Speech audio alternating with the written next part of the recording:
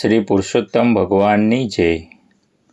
નમસ્કાર મિત્રો, વર્તમાન સમયમાં અધિક માસ ચાલી રહ્યો છે અને અધિક માસ દરમિયાન અધિક માસની વ્રત કથા વાંચવા સાંભળવાનું ઘણું મહત્વ છે। આજે અમે તમારા માટે અધિક માસની 11મી અમૃત કથા લઈને આવ્યા છીએ, જેનું શીર્ષક છે મૌન વ્રત। આ પહેલાંની અધિક માસની અમૃત કથાઓ સાંભળવાની બાકી હોય તો તેના વિડીયો આપને અમારી ચેનલ પર મળી રહેશે। આવો અધિક માસની 11મી અમૃત કથા શરૂ કરીએ। અવંતીપુરમાં એક વેદપાઠી બ્રાહ્મણ રહેતો હતો। તે વ્રતધારી હતો। ઘણા વ્રત કરવાને લીધે તેનો દેહ જર્જરિત થઈ ગયો હતો।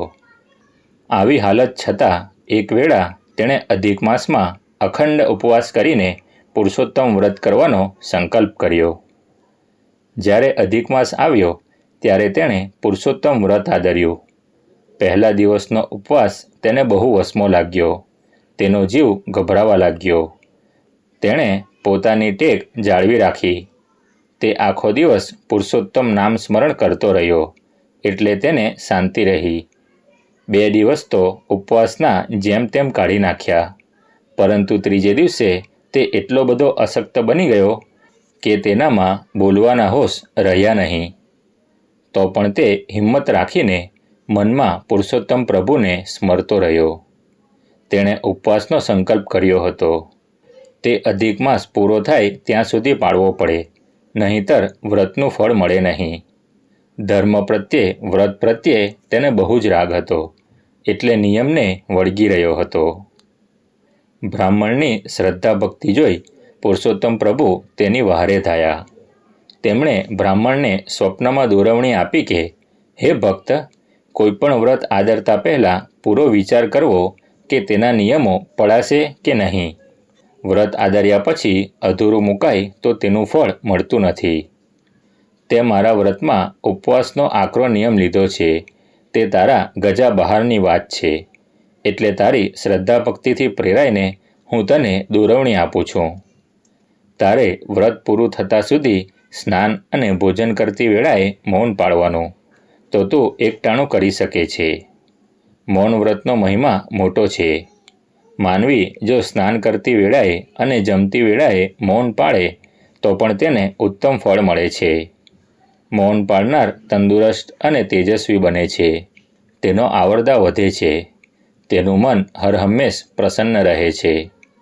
પુરુષોત્તમ માસમાં વ્રત કરવાથી જો ભૂખ્યા ન રહેવાતું હોય તો તે મૌન પાળીને જમી શકે છે। તેથી તેને પૂરેપૂરું ફળ મળે છે। બીજા દિવસથી તેણે પ્રભુના આદેશ મુજબ સ્નાન અને ભોજન કરતી વેળાએ મૌન રાખવા માંડ્યું। તે એકટાણામાં એક જ પ્રકારના અન્નની વાનગી ખાતો હતો। તે ધીમે ધીમે તંદુરસ્ત બનતો ગયો અને શક્તિ આવવાથી વધુ પ્રભુનું સ્મરણ કરતો રહ્યો। જોતજોતામાં અધિક માસ પૂર્ણ થઈ ગયો ને વ્રતધારીઓએ વ્રતના ઉજવણા પણ કર્યા। બ્રાહ્મણે પણ વ્રતનું ઉજવણું પોતાની શક્તિ પ્રમાણે કર્યું। તે દિવસે તેણે પુરુષોત્તમ પ્રભુના પાઠ કર્યા ને રાતના સૂતી વેળાએ પુરુષોત્તમ ભગવાનને પ્રાર્થના કરી ત્યારે પુરુષોત્તમ ભગવાન પ્રગટ થઈ બોલ્યા, હે ભક્ત, તારા શ્રદ્ધાપૂર્વકના વ્રતથી તું મારી કૃપા મેળવવા અધિકારી થયો છે। તારી જે ઈચ્છા હોય તે મને કહે, તારી ઈચ્છા હું પાર પાડીશ। આજે તું માગતા ભૂલ્યો ને હું આપતા ભૂલ્યો। બ્રાહ્મણે 2 હાથ જોડીને કહ્યું, ભગવાન, હું મારા માટે નહીં પણ લોકોના કલ્યાણ માટે એટલું જ માગું છું કે હું લોકોની સેવા કરી શકું, દુનિયાના દુઃખ ટાળી શકું તેવી સિદ્ધિ મને આપો, જેથી ભક્તિ સાથે શક્તિ મુજબ લોકોની સેવા પણ કરી શકું અને અંતે મારી સદ્ગતિ થાય, મને વૈકુંઠના દર્શનનો લાભ મળે એટલી જ ઈચ્છા છે। તથાસ્તુ। બ્રાહ્મણે સાંભળ્યું, પરંતુ ભગવાન ત્યાં ન હતા। બ્રાહ્મણ મૌન વ્રત પાળવાથી પુરુષોત્તમ ભગવાનની પ્રસન્નતા પામ્યો હતો। તેથી તે જ્યાં જ્યાં કથા કરવા જતો ત્યાં ત્યાં કથાની વચ્ચે શ્રોતાઓને મૌનનો મહિમા સમજાવતા કહેતો કે, હે ભાવિકો, આપ આજથી નિયમ લો કે દિવસમાં 4 કલાક મૌન રાખશો, અઠવાડિયામાં 1 દિવસ મૌન રાખશો। જો આટલું પણ ન બની શકે તો રોજ સ્નાન કરતી વેળાએ અને ભોજન કરતી વેળાએ જરૂર મૌન પાળજો, તેથી આપને અનેક લાભ થશે. મૌનનો મહિમા એટલો પ્રબળ છે કે જે 12 વર્ષ મૌન પાળે છે તેને વચન સિદ્ધિ પ્રાપ્ત થાય છે. જે મનુષ્ય વધુ સમય મૌન પાળે છે તેના પર ભગવાનની કૃપા ઉતરે છે. આ ઉપરાંત બ્રાહ્મણ કથામાં વ્રત નિયમના અનેક લાભ વર્ણવતો હતો.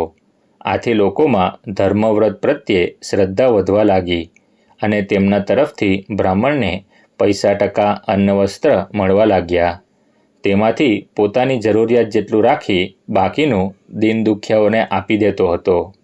આથી તેની કીર્તિ વધવા લાગી.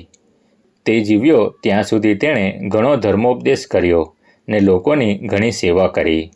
જ્યારે તેનું આયુષ્ય પૂરું થયું ત્યારે તેને વૈકુંઠમાં લઈ જવા દેવ વિમાન આવ્યું અને દેવદૂતો તેને દેવ વિમાનમાં બેસાડીને વૈકુંઠમાં લઈ ગયા. હે પુરુષોત્તમ ભગવાન, તમે ઉપવાસી વ્રતધારી બ્રાહ્મણને જેવી રીતે ફળ્યા તેવા અધિક માસનું પુરુષોત્તમ વ્રત કરનારને અને વ્રત કથા વાંચનાર સાંભળનારને ફળજો ને તેના મનના મનોરથ પૂર્ણ કરજો. મિત્રો, આ વિડીયો આપને જરૂર પસંદ આવ્યો હશે તો આને લાઈક અને શેર જરૂર કરજો.